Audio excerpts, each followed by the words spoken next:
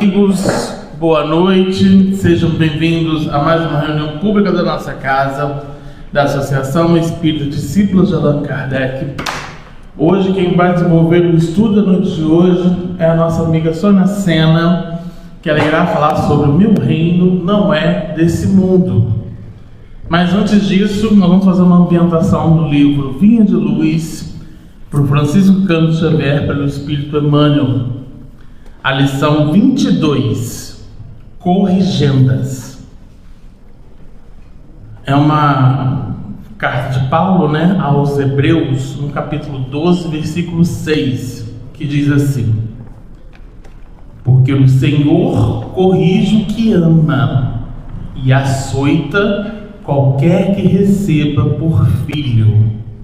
Então nós vamos às considerações de Emmanuel diante dessa passagem, que diz assim: quando os discípulos do Evangelho começam a entender o valor da corrigenda, eleva-se-lhes a mente a planos mais altos da vida.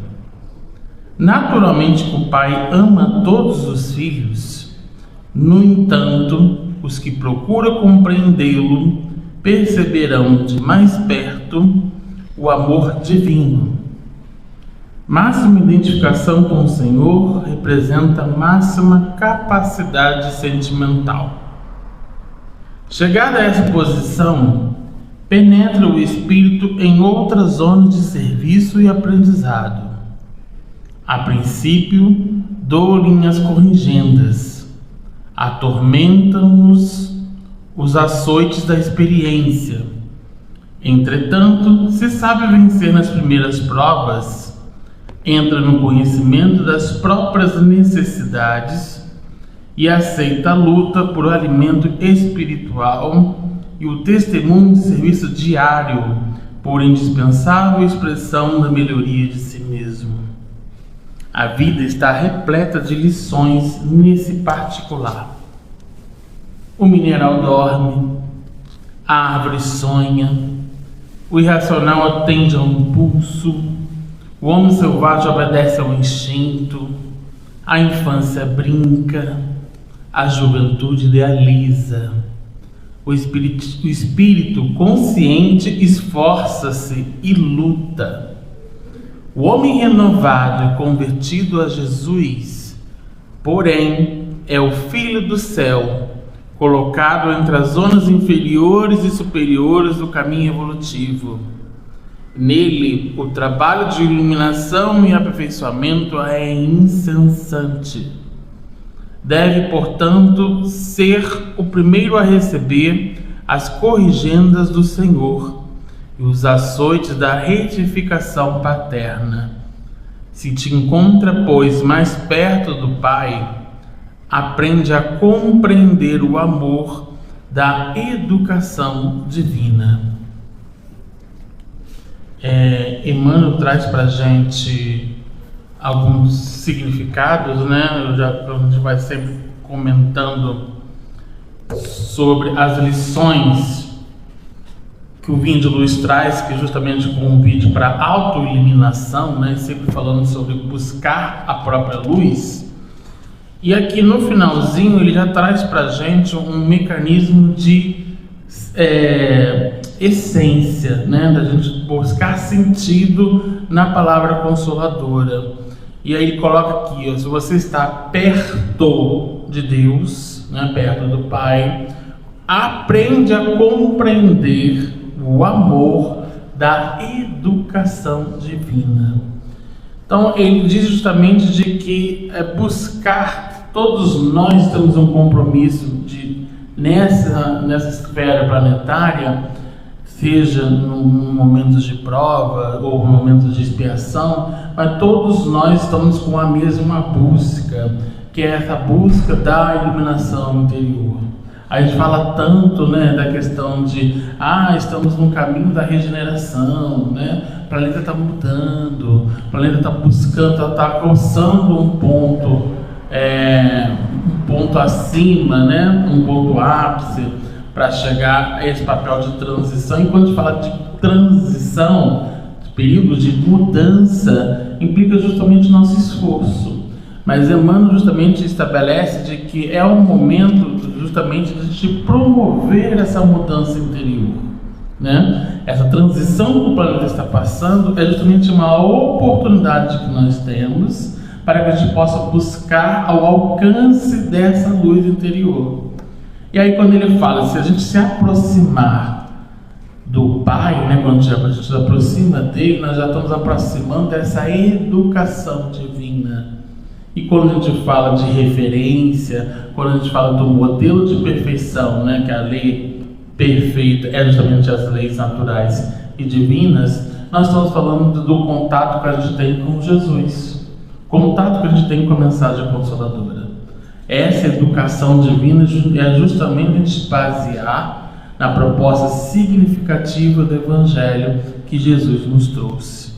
Então ele coloca aqui também no penúltimo parágrafo, que ele coloca que o homem renovado e convertido a Jesus é filho do céu, colocado entre zonas tanto inferiores e superiores do caminho evolutivo. O trabalho de aperfeiçoamento e iluminação é incessante, seja por mais superior possível, ou seja por inferior. O trabalho e a busca para a iluminação é justamente uma oportunidade diária, o tempo todo nós estamos buscando isso, o tempo todo essa busca é incessante. E o Emmanuel vem com esse capítulo Corrigendas para que a gente possa justamente aproveitar as oportunidades que a gente tem diárias, né? Tanto que a gente lembra de Santo Agostinho, que ele fala para a gente daquele exercício toda noite, né, da gente questionar, o que a gente fez de bom hoje?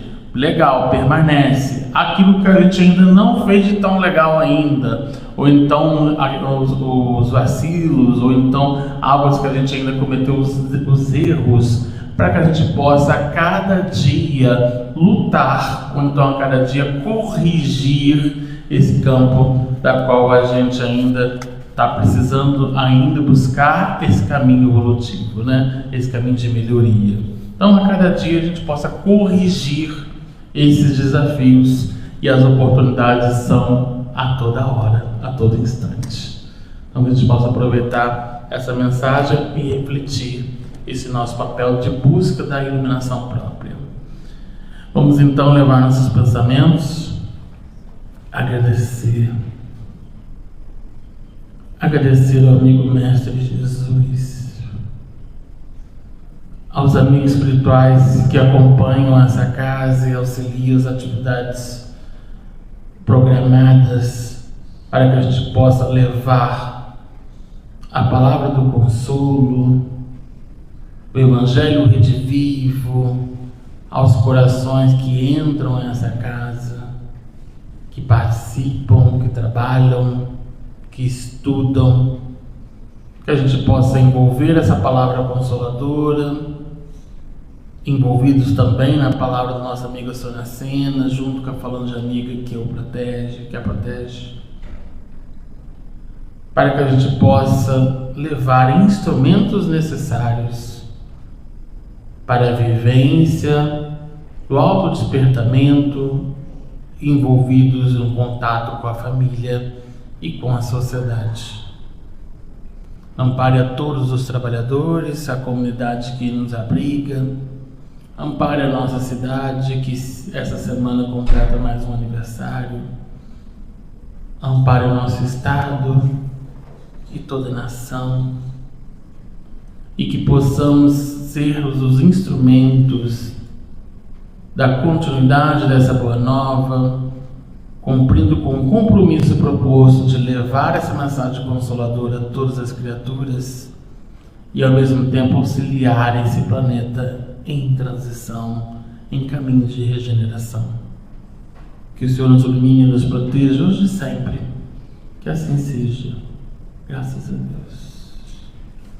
Então, queridos, vou passar a palavra então para a nossa amiga Sônia Sena, que vai falar sobre o tema Meu Reino não é deste mundo. Felipe, tem que arrumar isso aqui ou eu prefiro falar assim, mas não pode. Mas o som está indo de tranquilo.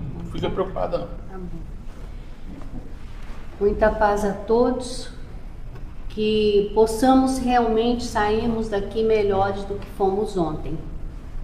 Eu gosto muito, que não deixa de ser uma fábula, uma reflexão, do ensino que há muitos e muitos anos eu li, dizendo que um escritor, todas as manhãs, ele buscava caminhar à beira do mar, onde ele ia buscando as suas inspirações. Certa manhã, ele viu que um vulto abaixava-se e levantava-se. E ele foi se aproximando, viu que era um jovem, e o jovem trazia algo em suas mãos. E ele perguntou ao jovem: jovem, o que fazes? Ele respondeu: não vês? Recolho as estrelas do mar que vêm ter à beira da praia. Já já o sol vai estar quente e muitas morrerão. E o escritor, numa risada um pouquinho irônica, disse: meu jovem, você acha que milhões e milhões e milhões de praias você vai conseguir salvar todas? E o jovem respondeu: sim, eu não conseguirei salvar a todas, mas para esta aqui eu fiz a diferença. E jogou a estrela do mar de volta à água. No outro dia, o escritor juntou-se a ele para salvar algumas estrelas do mar. O que tem a ver isso conosco? Muito.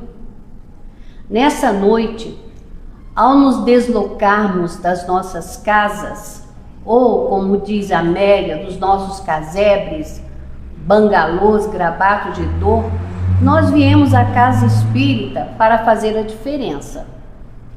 Lógico, nós não vamos poder impedir toda a dor, todas as tragédias que nós assistimos e até mesmo os problemas de origem no nosso núcleo, que tem origem no nosso núcleo familiar. Mas estamos aqui para fazermos a diferença.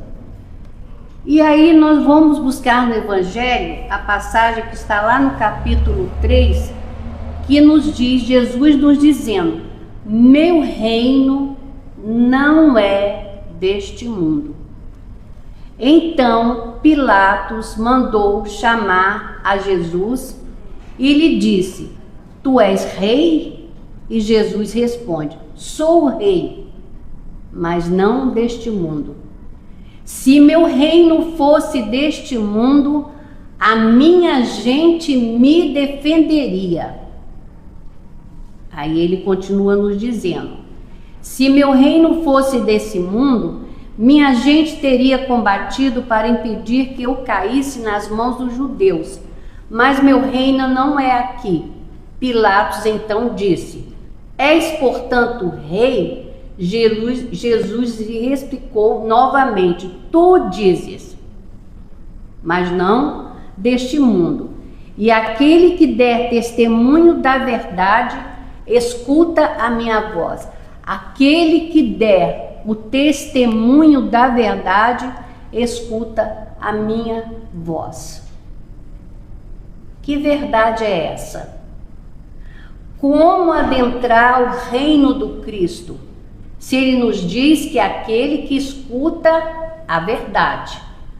Refletimos muito e fomos buscar no Evangelho, no livro Renovando Atitudes, pelo Espírito de Francisco Santo Neto, ditado por Hamed. Fomos buscar nas obras de Joana de Ângeles, que Joana fala muito do self, do interior. Nós buscarmos o nosso interior. A verdade, ela está dentro de nós. A verdade é a vida futura que o Evangelho vem nos dizendo. Nós temos que aplicar dentro de nós, acreditarmos com fé raciocinada na vida futura. Nós não estamos aqui para sempre, nós sabemos disso. Vamos ter que um dia, como diz agora, uma música que me mandaram várias vezes, eu gosto muito, deve ter mandado para vocês. Um dia a gente vai ter que devolver a chave,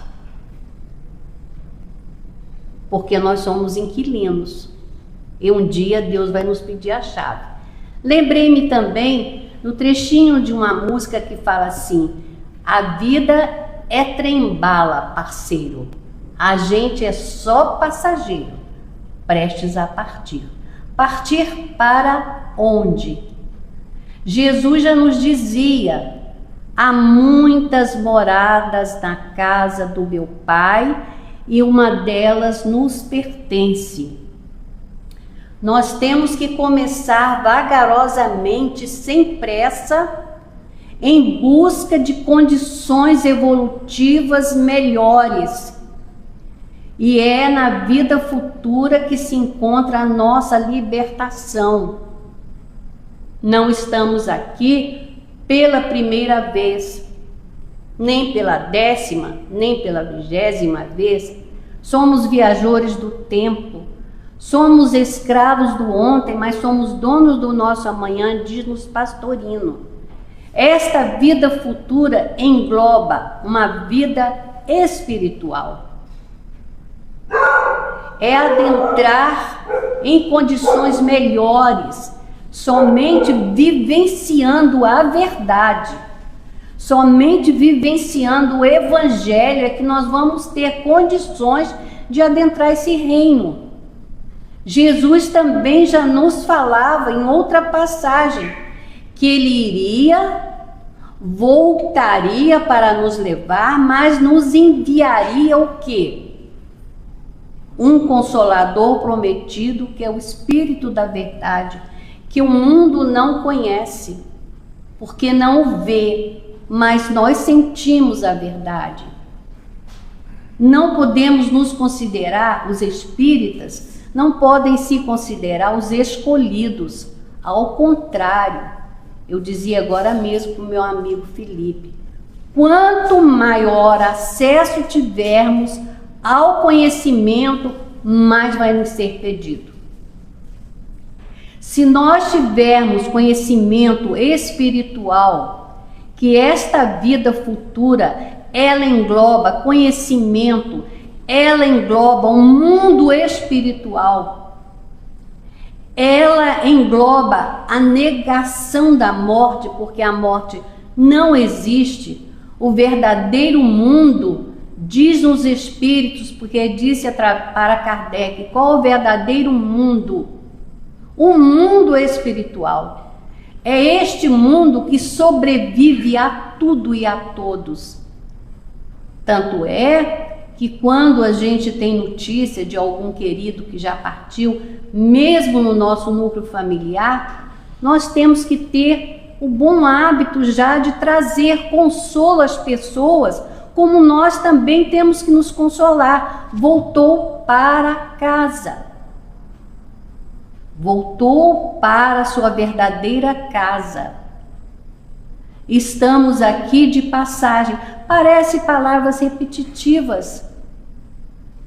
Quando buscamos o Evangelho para lermos, quando ele diz aqui, diz-nos que no tempo de Moisés, as verdades vinham em gotículas, porque nós éramos um povo nômade, primitivo, com dificuldades imensas de aprendizado, tanto é que isto é bíblico.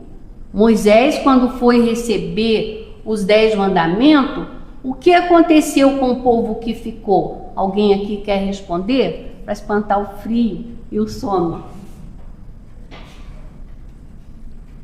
Nós ajuntamos, eu digo nós porque eu não, pelo menos eu não sei se eu vivi lá.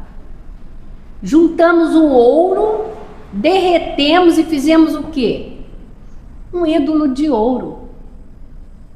E Moisés passou a fio de espada, decepou muitos. Teve o quê? Ira. Moisés não teve ira, teve ira.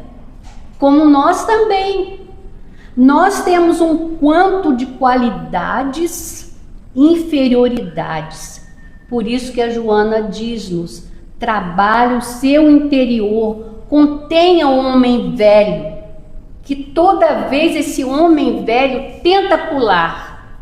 Quando nós somos testados, provados, ou, vamos dizer assim, numa palavrinha pequena, e uma certa... Eu convivi com uma pessoa que vocês conviveram também, que a gente não precisa citar o nome, que ele dizia assim, em palavras grosseiras: quer conhecer uma pessoa, cutuca ela. Eu fui levar isso para o núcleo familiar e me dei mal até hoje, porque a minha querida lá guardou isso como se fosse algo ruim. E esses dias, uma psicóloga, doutora Andréia, que eu gosto muito aí nos Instagram, nos Face da vida, ela disse: quer conhecer uma pessoa, adentre ao mundo dela, abalando. Ela não disse, ela só trocou a palavrinha cutucando, abalando, testando a pessoa. Só nos conhecemos quando nos testam. Quando tudo está manso, plácido, tudo vai nos bem, a gente quer saber de vida futura para quê? Para que a gente quer saber de outras moradas? Porque não estou criticando de forma alguma, mas muitas e muitas vezes, infelizmente, a gente só procura estudar o Evangelho, porque não é ler o Evangelho. Ler, qualquer um de nós pode ler. Falar bonito, qualquer um fala. Eu conheço pessoas que treinam em casa, treinam com os familiares, vê se está bonito eu falando. Então qualquer um fala. E viver. Miguel Vives, ele diz num livrinho pequenininho, Tesouro dos Espíritas, que eu nunca vou esquecer: se não és diferente, tu não podes ser espírita. Se nós não acreditarmos, como Jesus nos disse, que o reino dele não era daqui e não era mesmo, porque se fosse, ele não seria crucificado. Ah, mas ele disse que era necessário que a lei se cumprisse, não disse? Então era necessário ele ser crucificado? Eu não tenho essa resposta. Eu sei que por tudo que eu já ouvi, ouço e vejo, não havia necessidade. Porque ele disse-nos uma verdade também: é necessário o escândalo, mas ai daquele que o provocar. Não precisaríamos ter judiado tanto dele. O reino dele não era daquele, ele deixou-nos bem claro. Como muitas vezes esses dias eu estava falando do reino dele e falava sobre Judas. Nós às vezes criticamos, crucificamos. Até hoje nós desconjuramos o Judas traidor. Mas eu já li, me perdoe que eu não lembro a obra, deveria lembrar, que Judas não fez com má intenção. Ele vira Jesus várias e várias vezes transfigurar-se.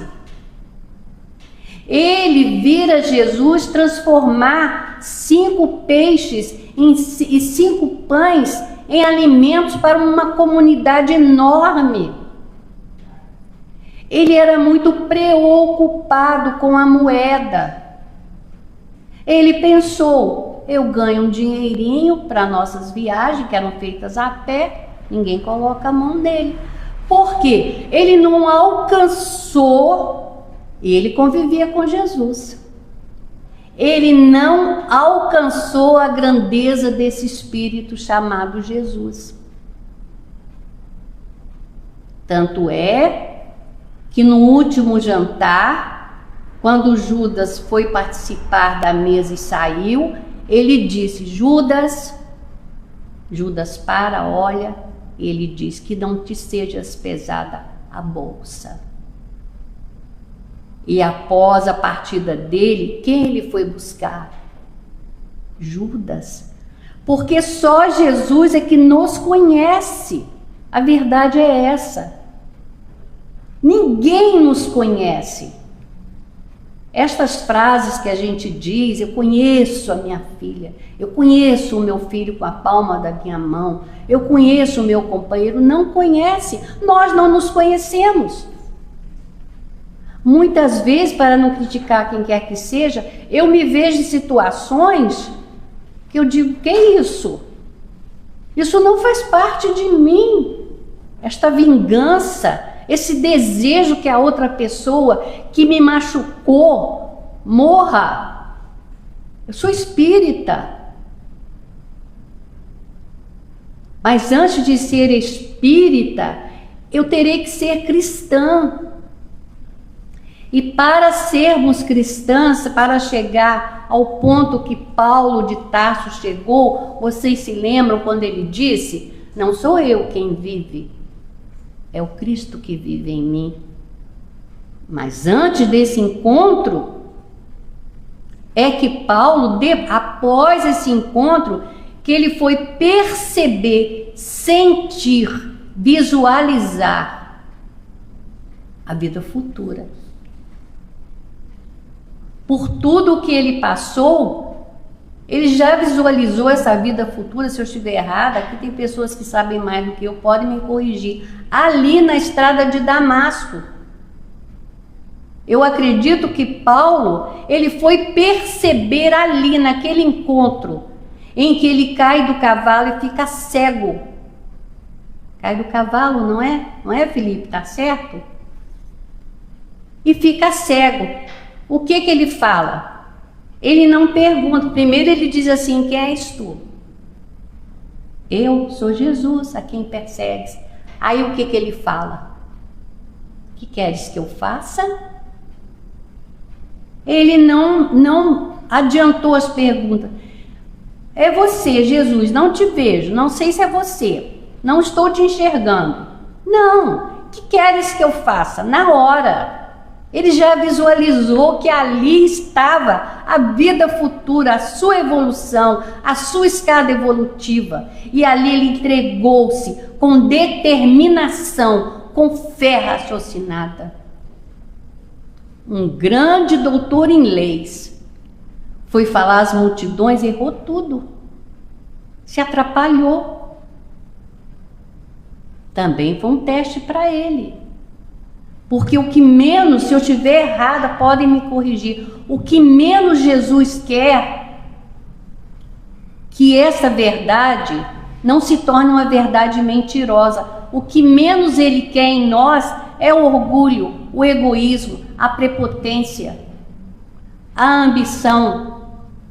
Tanto é que ele vem nos ensinando milenarmente, nos preparando. Hoje nós temos um cabedal de conhecimento tecnológico inimaginável. Inimaginável. Uma criança de 10, 8 anos estudando ciência robótica.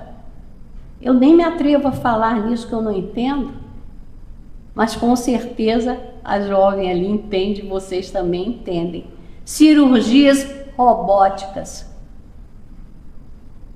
Hoje, houve um grande avanço na medicina material, mas é preciso que a medicina espiritual avance, e ela só vai avançar quando a verdade chegar ao coração dos acadêmicos.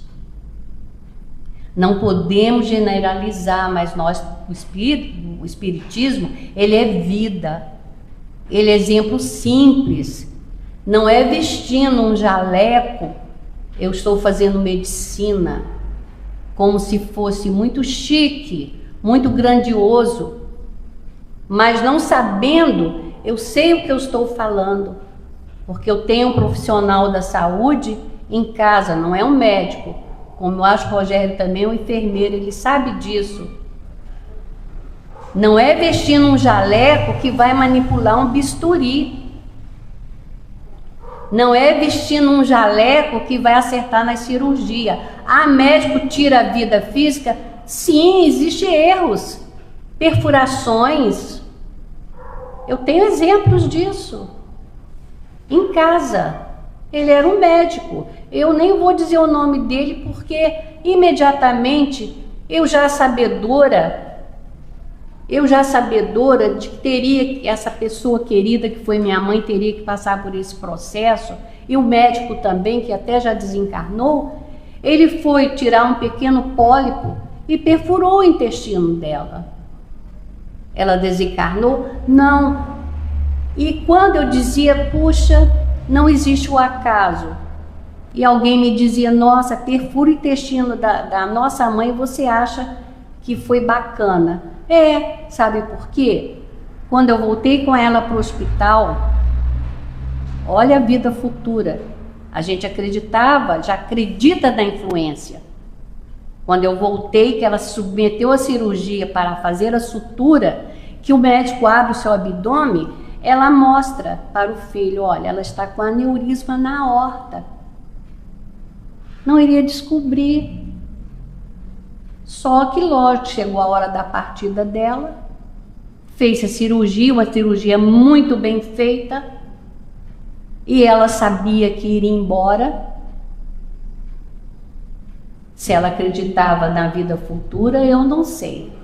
Mas dos espíritos, sim, porque ela foi criada com o nosso avô, vendo os fenômenos, dito fenômenos do mundo espiritual, que ele era um excelente rezador.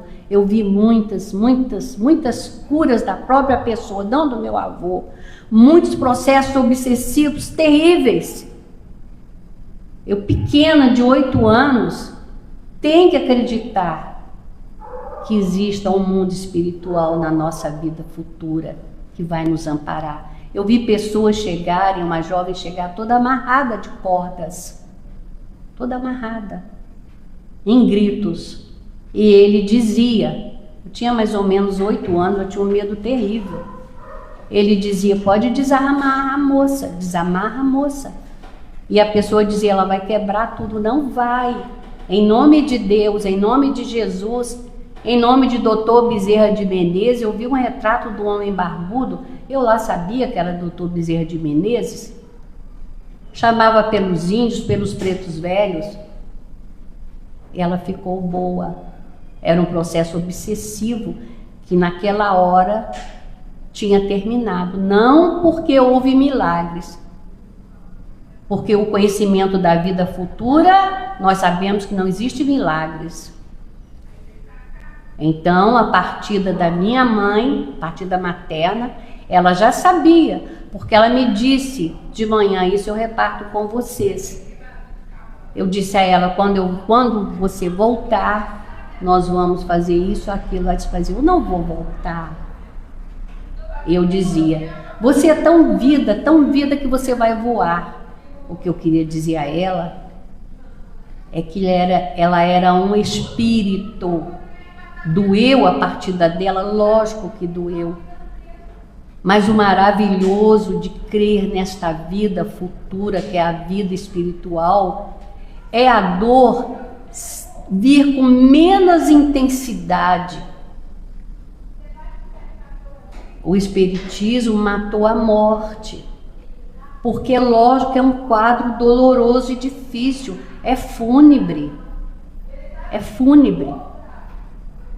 Mesmo aqui, não com ironia, mesmo que as pessoas carinhosamente nos deem abraço, meus sentimentos, meus pêsames, mesmo que chegue, quando é à noite, chega o pão, a mortadela, o café, mesmo assim dói, mas a certeza que nós temos é que ao voltarmos para a nossa casa, quem sabe os nossos queridos estarão à nossa espera, mas, por isso ele diz aqui, no meu reino só adentra aquele que sente a verdade desse reino.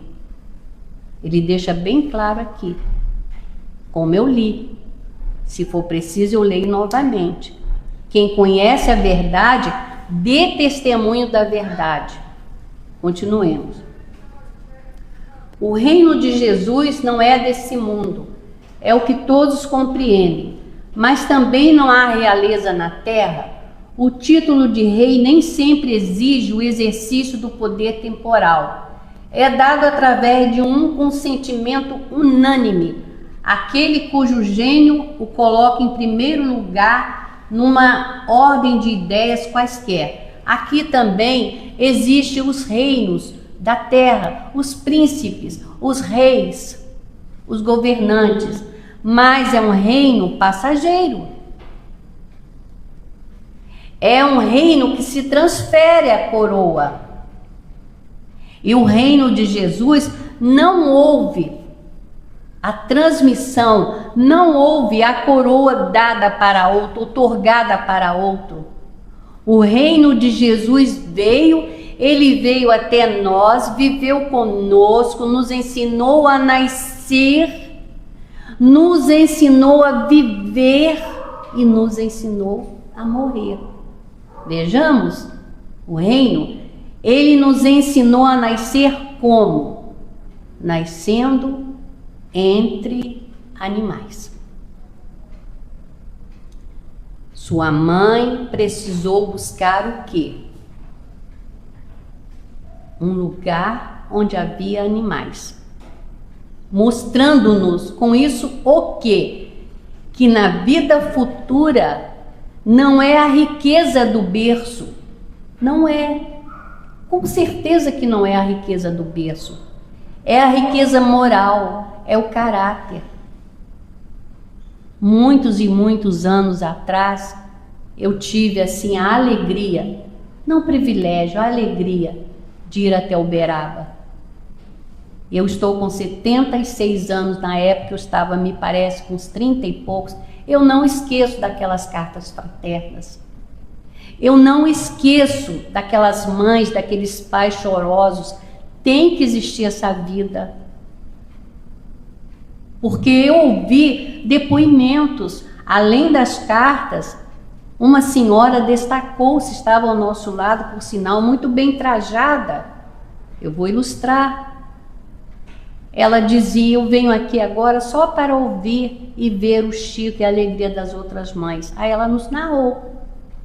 Sua filha, quase no último ano de medicina, desencarnou num acidente.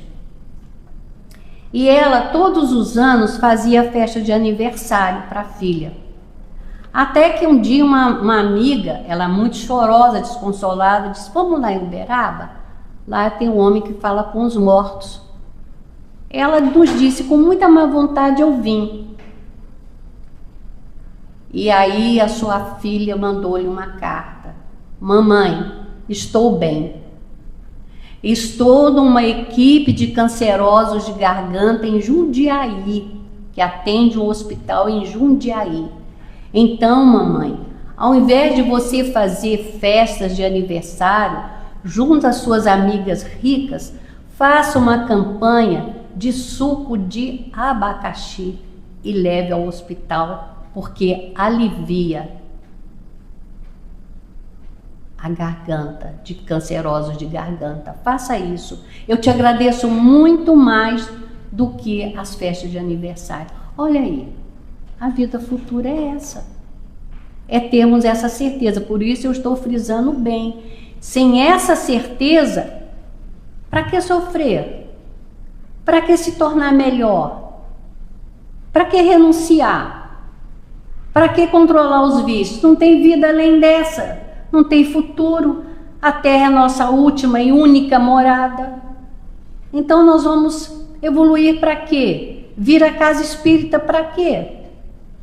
Praticar a caridade em nome de quê? Conseguirmos sair da suportação e amarmos aquela criatura que nos incomoda tanto, para quê? Se não existe nada além dessa vida. Mas com a certeza dessa vida, é lógico que nós vamos nos melhorar. Vamos sair deste corpo, porque já vem decompondo-se através da chamada velhice, não tem como fugir, não tem como fugir. Ontem, segunda-feira mesmo, eu dizia lá na irmã Clara, sobre Jesus, médico das almas, e eu dizia, tem condições financeiras de esticar? Estica, corta, estica daqui, estica dali, mas eu trouxe aí uma apresentadora que não nos conhece, eu posso falar. Eu observei pelo vídeo, Ana Maria, as mãos, o colo, o tremor das mãos. É a idade que todos nós vamos chegar. Hoje mesmo uma amiga passou uma mensagem dizendo que a sua mãezinha partiu. E eu costumo não falar nos sentimentos, porque os sentimentos é dela. Mas eu disse, já embutida no tema, eu disse, que bom, voltou para casa. Ainda mais que ela é espírita. Ela deveria estar sofrendo presa nesse corpo físico. Vocês imaginem, presa a um leito. Eu confesso aqui que mesmo sabendo dessa vida futura, o maior medo que eu tenho não é do desencarne, é da cama, é do processo das fraldas, é de esperar que alguém nos higienize, que alguém nos dê algo para alimentar, é ficar imóvel. Não é tão bom quando a gente pode andar, falar, cantar, ouvir, sorrir, chorar. Não é tão bom ter conhecimento espírita. Não é tão bom poder responder o pouquinho que a gente sabe. Quando eu vim com um jovem, eu não vi seu rosto, mas ele me perguntando sobre o espiritismo, ele dizia, eu falava do EDAC, ele dizia, lá tem jovens como eu? Eu dizia, tem, não tem só velhinhos não como eu, tem jovens também. Ele disse, eu queria muito conhecer, fala um pouquinho o que é essa doutrina espírita. É uma religião? É o quê?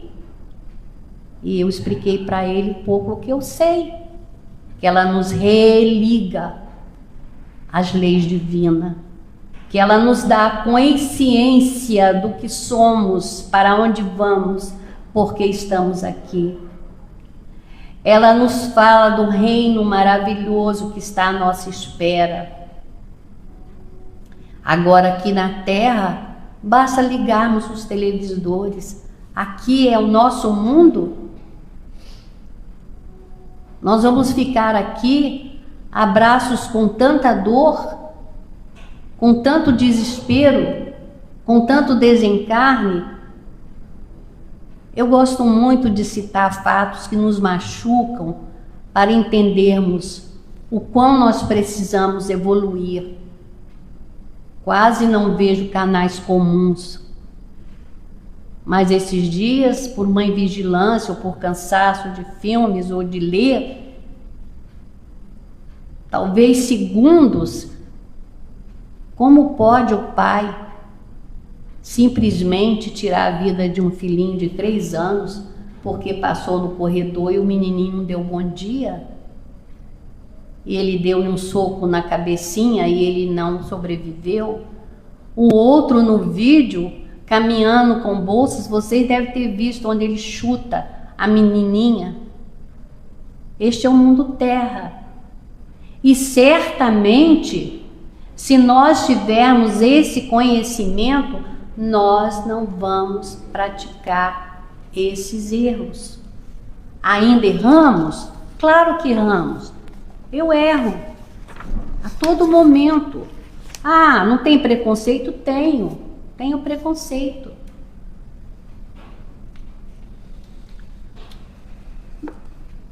Luto para não tê-los. Luto para angariar a paciência, a benevolência, a misericórdia. A gente luta e consegue. Continuemos. Deus não condena os prazeres terrenos, mas o abuso desses prazeres em prejuízos das coisas da alma. Contra esse abuso, estão prevenidos os que aplicam a si essa fala de Jesus, como nós falamos, meu reino não é desse mundo. Ele não condena os nossos prazeres. É lógico, digerirmos uma mesa apetitosa é nos dado oportunidade. Vestirmos boas roupas, calçarmos bons sapatos, viajarmos, passearmos, é nos dado. Porém, nós não podemos nos envolver com mamon, porque Jesus também nos disse: ou amarás a um e odiarás a outro. Não se pode amar a Deus e a mamon. Tem que haver uma escolha.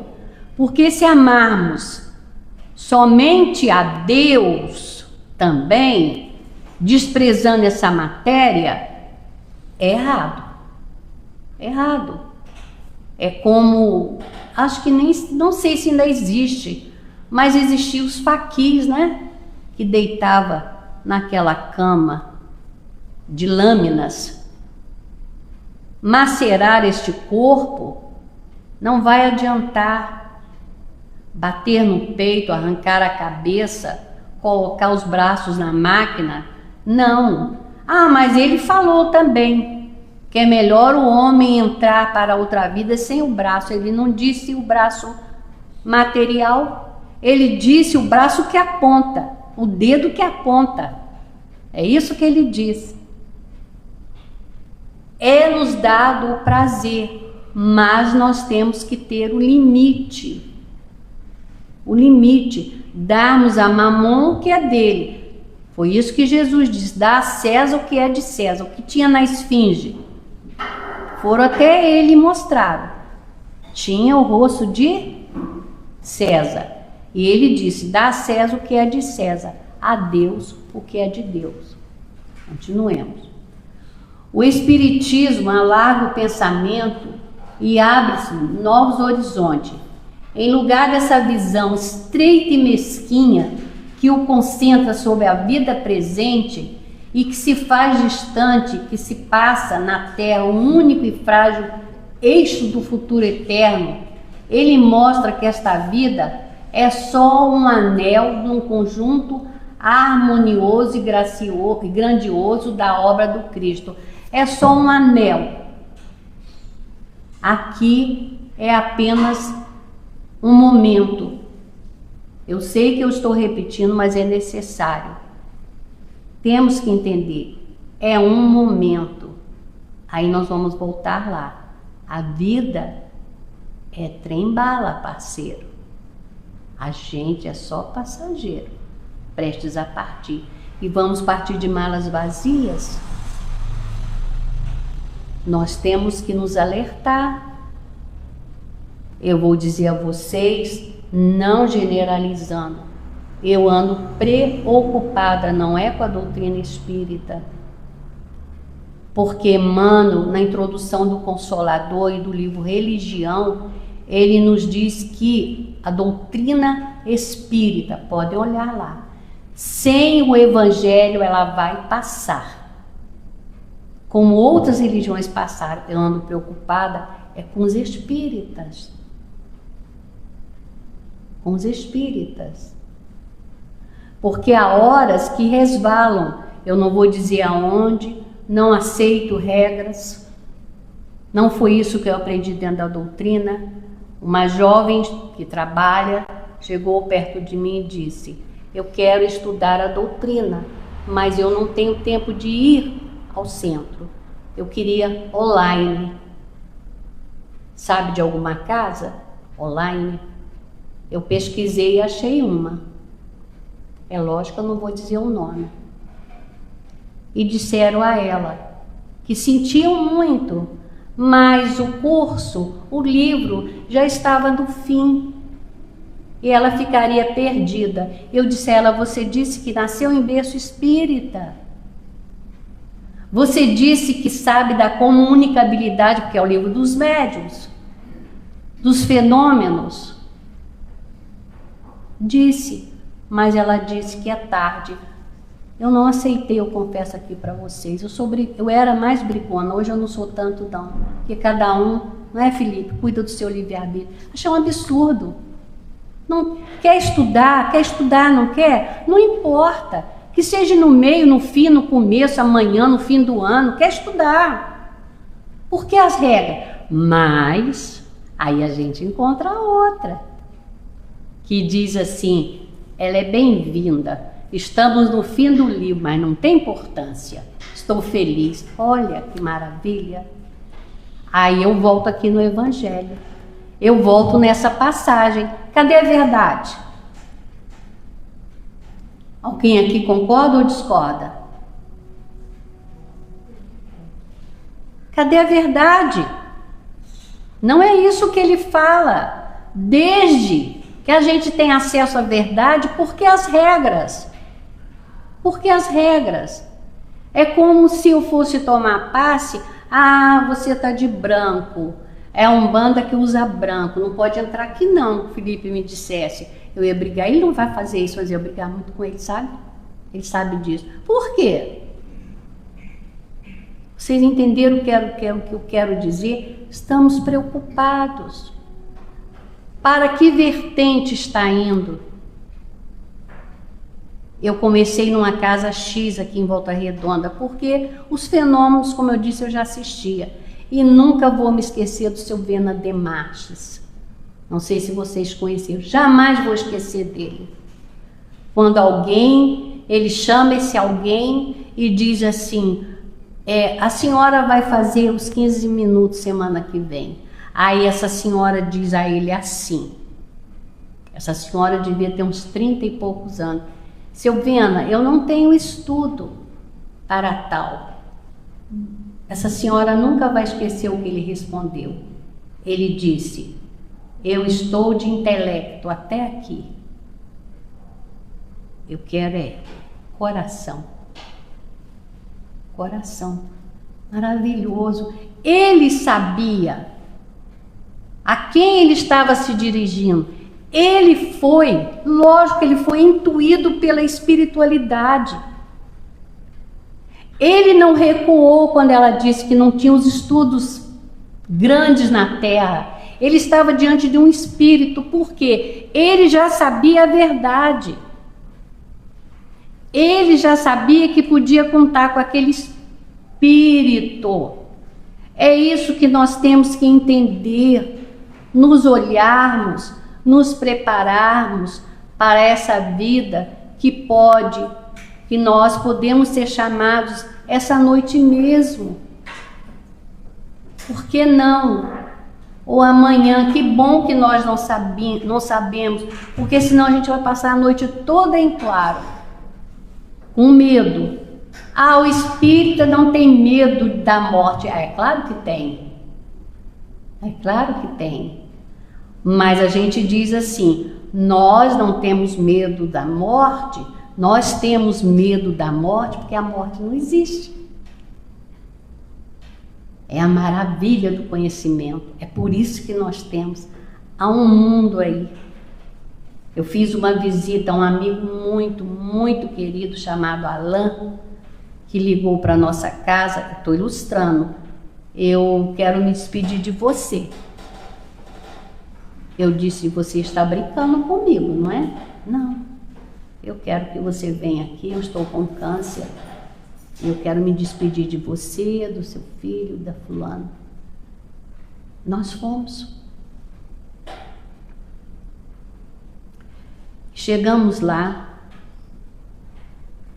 ele nos disse o seguinte, olha o conhecimento. Ele estava com câncer no cérebro. Estava lúcido. Ele disse assim, sabe por que o câncer? Aí ele fez assim no coração, mágoa, amargura, revolta, trouxe para mim.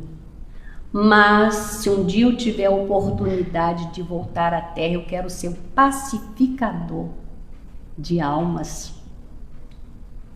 Durou pouquinho também, acho que só 5 meses. E eu dizia, mas Alain, Ele era enfermeiro, mas Alain, dá tempo ainda de você cuidar. Ele falou, como minha amiga? Eu estou cheio de tumores. E eu sempre lembro dele. Eu quero ser um pacificador. E eu sempre me lembro de uma palestra há muitos anos aqui nessa casa. Me parece, se eu não me engano, que foi um juiz lá de Minas. O tema era câncer, patogenia da alma. Eu nunca vou esquecer essa palestra. É a alma que drena para o corpo. A sujidade que tem no perispírito. Então, meus queridos, a gente tem que se preparar para essa verdade, retirá-la daqui e colocá-la em prol por um mundo melhor na sociedade, no nosso núcleo familiar, tentando pelo menos nos perdoar em primeiro lugar, para poder perdoar os outros. Extrair, cuidar, não extrair, cuidar dessa matéria como ela tem que ser cuidada, mas tirar um dia da semana, como sempre diz aqui, vamos convidar Jesus para o nosso lar. E nesta vida futura, vamos parar de dizer que Jesus vem até nós, Jesus vem aqui. Não, nós vamos a Ele. Nós vamos a Jesus, porque Ele já veio a nós, não já? Agora, nós é que vamos a Ele. E para ir até Ele é necessário calçarmos sapatos diferentes. Calçarmos o sapato de luz, de caridade, de amor. E para encerrarmos, nós vamos deixar aí mais uma pequenina fábula em que um imperador alemão, ele foi visitar uma escola no interior. Ele entrou e resolveu brincar com a meninada. Ele pediu ao seu servo que trouxesse a ele alguns materiais. E ele virou para a classe de crianças e disse assim: eu vou fazer 3 perguntas. Aquela criança que acertar as 3 vai ganhar essa medalha. Ele retirou uma pedra e disse: a que reino pertence essa pedra? Uma menininha muito vivaz, ela disse: eu sei. Ao mineral. Muito bem. Tirou uma maçã e disse: essa? Ao vegetal. Muito bem. Aí ele disse assim: e eu? A que reino eu pertenço? Ela parou, pensou: se eu disser que ele pertence ao reino animal, ele pode mandar me prender. E também eu não estou disposta a ganhar minha medalhinha. Ela disse: eu sei, o senhor pertence ao reino de Deus. E ele em lágrimas disse: tomara, pequena, que eu me faça jus ao reino de Deus. A que reino pertencemos nós? O reino de Deus. Muita paz a todos.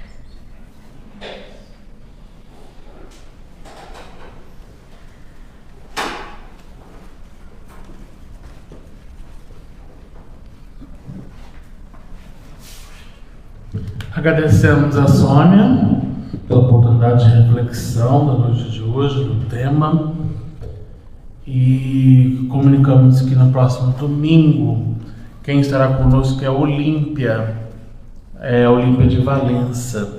Ela vai falar sobre o tema O Espiritismo Obriga. E na próxima quarta-feira, nosso amigo Davidson vai estar aqui falando sobre ação evangelizadora.